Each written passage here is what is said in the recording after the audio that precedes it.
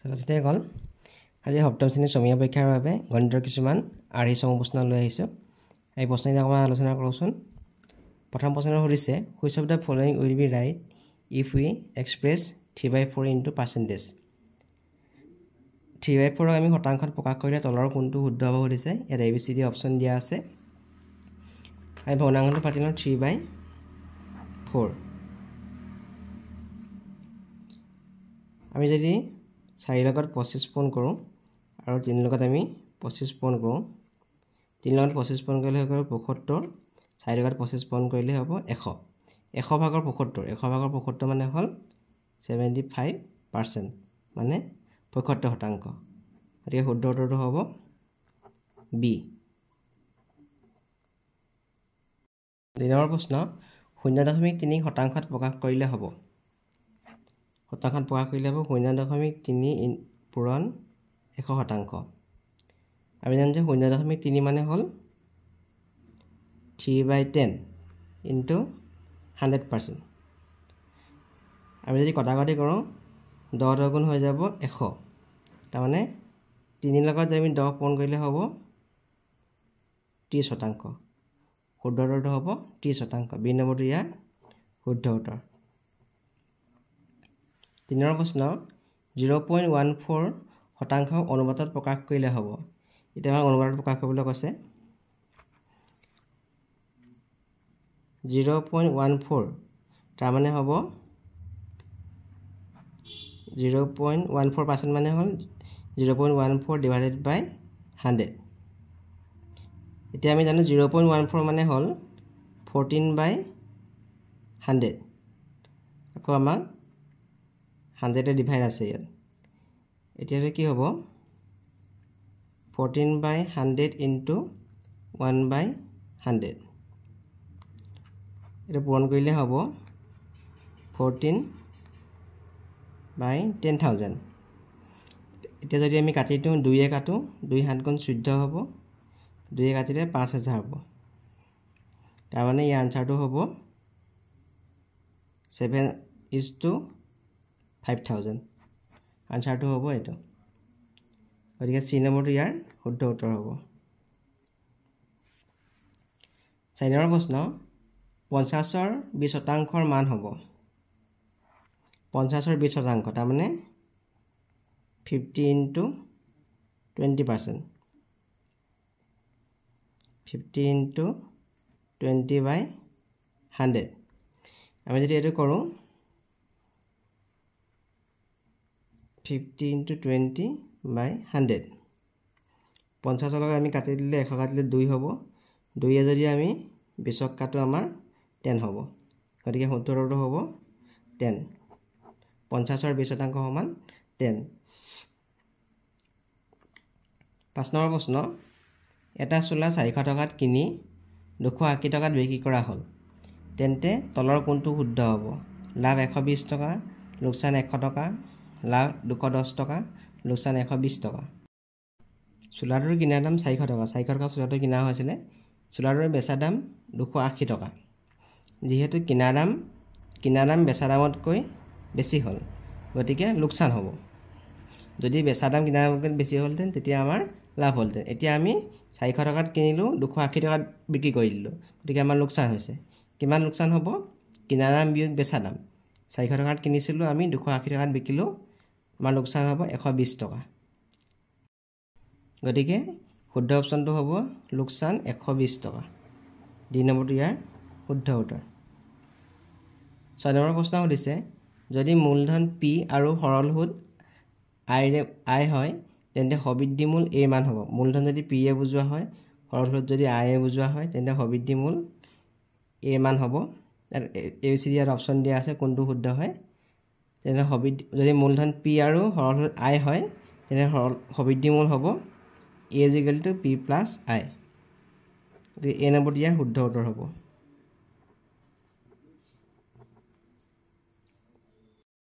7 number প্ৰশ্ন 4% সুতৰ হাৰত 100 টকাৰ 5 বছৰৰ সৰল সুদ হ'ব।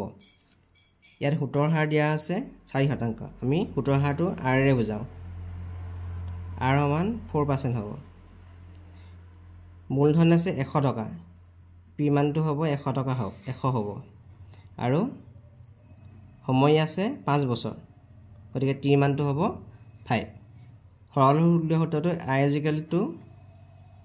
P * R * T / 100 আমাৰ এতিয়া P মানটো হৈ গ'ল 100 R ৰ মান হৈ গ'ল 4 আৰু T মান হৈ গ'ল 5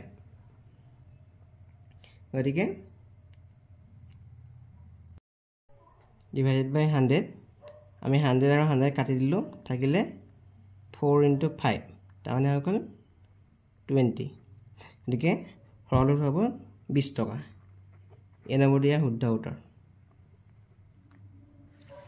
8 নম্বৰ প্ৰশ্ন যদি ত্ৰিভুজ ABC সৰ্বাংগসম ত্ৰিভুজ DEF আৰু কোণ A = 50 ডিগ্ৰী কোণ E = 85 ডিগ্ৰী তেন্তে কোণ C মান হ'ব ইয়াত অপচন দিয়া আছে ABCD দিয়া আছে আমাক ত্ৰিভুজ ABC আৰু DEF সৰ্বাংগসম কোণ A মান 50 ডিগ্ৰী দিয়া আছে কোণ A মান আমাৰ 50 ডিগ্ৰী কোণ E মান 85 ডিগ্ৰী কোণ E মান 85 ডিগ্ৰী যদি ত্ৰিভুজ দুটা সৰ্বাংগসম হয় তেন্তে কোণ B আৰু কোণ E সমান হ'ব কোণ B আৰু কোণ E সমান হ'ব আমাক E মানটো 85 ডিগ্ৰী দিয়া আছে গতিকে কোণ B মানটো হ'ব 85 ডিগ্ৰী আমি B মানটো পালো 85 ডিগ্ৰী আকৌ কোণ A লগত কোণ D সমান হ'ব আমাক A কোণটো 50 ডিগ্ৰী দিয়া আছে তেতিয়াহ'লে D কোণটো কিমান হ'ব আমাৰ 50 ডিগ্ৰী হ'ব আমি ইয়াত লিখিছো কোণ A সমান কোণ D হ'ব আমাক A কোণটো দিয়া আছে 50 ডিগ্ৰী গতিকে D মানটো হ'ব 50 ডিগ্ৰী এতিয়া আমি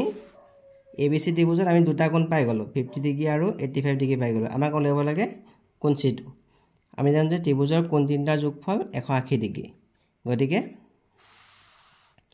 ত্ৰিভুজ ABC পৰা তিনিটা কোণৰ যোগফল 180 ডিগ্ৰী গতিকে A + B + C = 80 ডিগ্ৰী আমি A আৰু B মানটো আমি বহাই দিছো 135 ডিগ্ৰী হৈছে গতিকে C মানটো হ'ব 45 ডিগ্ৰী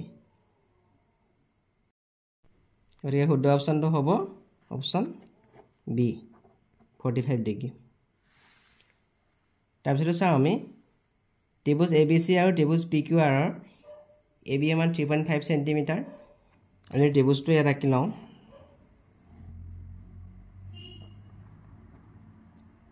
ABC 3.5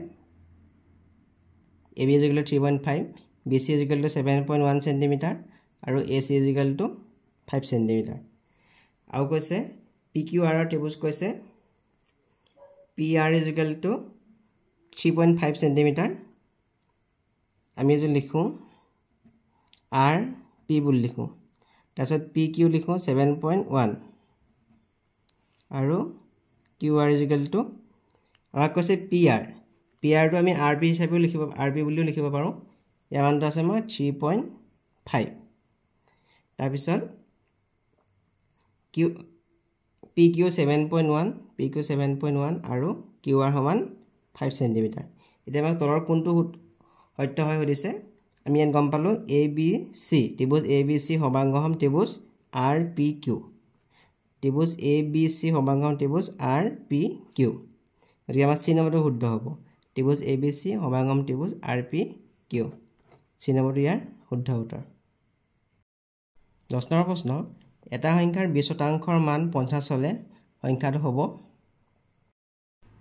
ধৰা হল সংখ্যাটো x আমি সংখ্যাটো নাজানো গতিকে x বুলি ধৰি লৈছো আমাৰ প্ৰশ্নমতে কি কৈছে x ৰ 20% সমান 50 কোনোটা সংখ্যাৰ 20% মান 50 গতিকে x ৰ 20% মানে x পূৰণ 20% মানে 20/100 গতিকে এই 100টো 50 ৰ লগত পূৰণ হৈ যাব ইয়াত থাকিলে x * 20 আমি এতিয়া x মান উলিয়াব হলে 20 টো এফালে হৰণ হৈ যাব আমি যদি কাটি দিও বেছিয়া যদি 100 কাটো 5 বাৰ যাব পিছৰ লগত 5 পূৰণ কৰিলে 100 হ'ব এতিয়া 5 ৰ লগত 250 পূৰণ কৰিলে হ'ব 250 গতিকে সংখ্যাটো হৈ যাব আমাৰ 250 গতিকে শুদ্ধ উত্তৰটো হ'ব অপচন বি 11 নম্বৰ প্ৰশ্ন তলৰ কোণটো ত্ৰিভুজৰ ক্ষেত্ৰত পাইথাগোৰাছৰ সূত্ৰ প্ৰয়োগ কৰিব পাৰি সূক্ষ্মকোণ ত্ৰিভুজ স্থূলকোণী ত্ৰিভুজ সমকোণী ত্ৰিভুজ পাইথাগোৰাছৰ সূত্ৰ প্ৰয়োগ কৰিবলৈ হ'লে ত্ৰিভুজটো সদায় সমকোণী ত্ৰিভুজ হ'ব লাগিব গতিকে C নম্বৰটো ইয়াৰ শুদ্ধ উত্তৰ 12 নম্বৰ প্ৰশ্ন কাষৰ ছবিৰ পৰা x ৰ মান হ'ব আমি ইয়াত দেখিছো যে এটো এটা সমদ্বিবাহু ত্ৰিভুজ এই বাহুতে সমান বুলি কৈছে তেন্তে আমাৰ এইটো কোণ যদি x ডিগ্ৰী হয় এই কোণটোৰ মানো আমাৰ x ডিগ্ৰী হ'ব এতিয়া আমি দেখিছোঁ এই ত্ৰিভুজটোৰ 120 ডিগ্ৰীৰ এটা বহিস্থ কোণ আমি জানো যে ত্ৰিভুজৰ বহিস্থ কোণৰ মান ইয়াৰ দূৰৱৰ্তী অন্তঃকোণ দুটাৰ যোগফলৰ সমান গতিকে 120 ডিগ্ৰীৰ মান হ'ব দূৰৱৰ্তী অন্তঃকোণ x আৰু x তাৰমানে x ৰ লগত x যোগ কৰিলে হ'ব 2x আমি এইখিনি এফালে লিখি লৈছোঁ 120 টো আমি এই সাইডে লিখি লৈছোঁ এতিয়া x ৰ মান হ'ব 120 যদি আমি 2 আমি হৰণ কৰোঁ x ৰ মানটো হ'ব 60 গতিকে x ৰ মান আমি পালোঁ 60 ডি নম্বৰটো ইয়াৰ শুদ্ধ উত্তৰ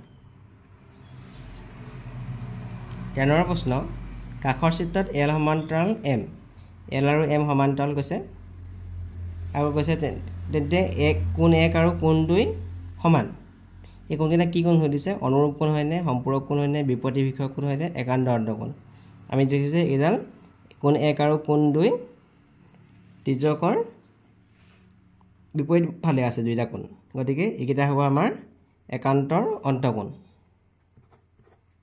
কি নম্বৰ ইয়াৰ শুদ্ধ উত্তৰ 13 প্ৰশ্ন q/2 + 4 = 7 এই সমীকৰণৰ পৰা q ৰ মানটো হ'ব মানে সমাধানটো কৰিছে আমাক আমি পাই লৈছোঁ q/2 + 4 = 7 এতিয়া আমি এই 4টো যদি পক্ষান্তৰ কৰোঁ 7 - 4 হ'ব তাৰমানে q/2 = ইয়াত হ'ব 3 এতিয়া আমি এই 2টো 3 লগত পূৰণ হৈ যাব 2 + 3 = 6 গতিকে q মানটো হ'ব 6 বি নম্বৰটো ইয়াৰ শুদ্ধ উত্তৰ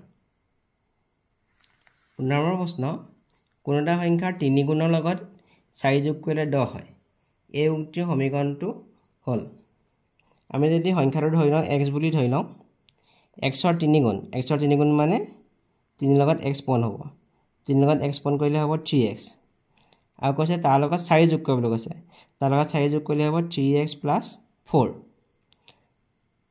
3 গুণৰ লগত 4 যোগ কৰা সংখ্যাটো 10ৰ সমান বুলি কৈছে গতিকে 3x + 4 = 10 গতিকে সমীকৰণটো হ'ব 3x + 4 = 10 বি নম্বৰটো ইয়াৰ শুদ্ধ উত্তৰ Please subscribe and share my videos.